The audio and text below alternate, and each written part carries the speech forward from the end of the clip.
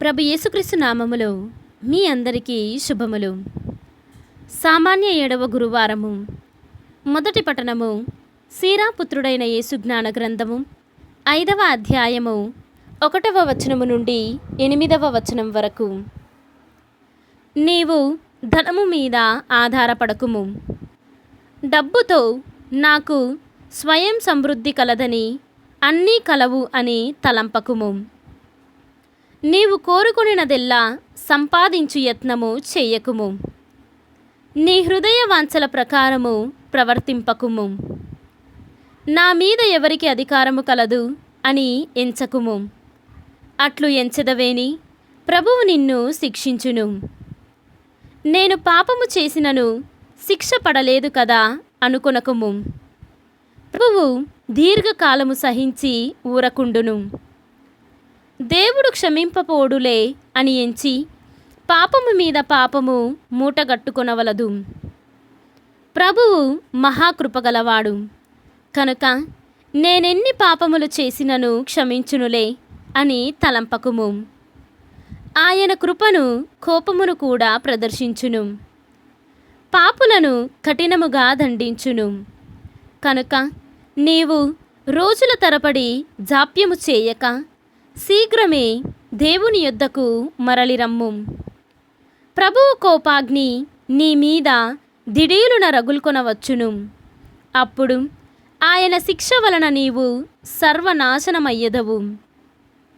అన్యాయార్జితమైన ధనమును నమ్మకుము, నాశము సంభవించినప్పుడు అది నిన్ను కాపాడలేదు. ఇది ప్రభువాక్కు. సర్వేశ్వరునికి వందనములు. ఈనాటి సువిశేషము పునీత మార్కు గారు వ్రాసిన సువిశేషము 9వ అధ్యాయము 41వ వచనము నుండి 50వ వచనము వరకు.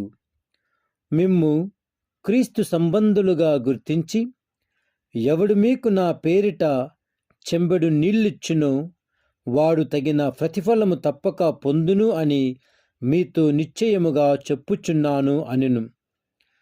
నన్ను విశ్వసించు ఈ చిన్నవారిలో ఏ ఒక్కడైనా పాపి అగుటకు కారకుడగుట కంటే అట్టివాని మెడకు పెద్ద తిరుగుటురాయి కట్టబడి సముద్రములో పడద్రోయబడుట వానికి మేలు.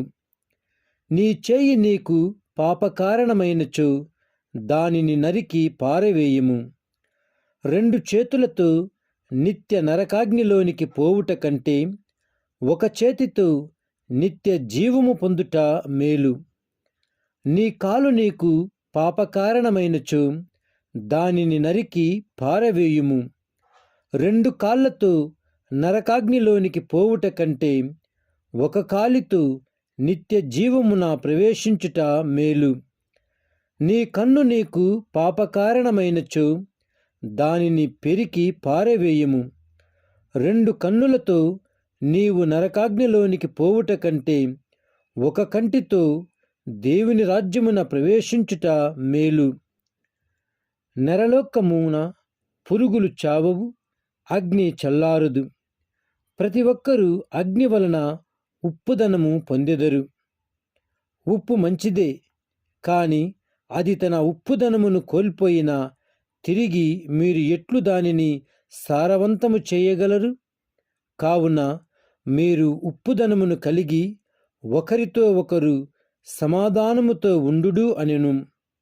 ఇది క్రీస్తు సువిశేషము. క్రీస్తువా నీకు స్తుతి కలుగునుగాక.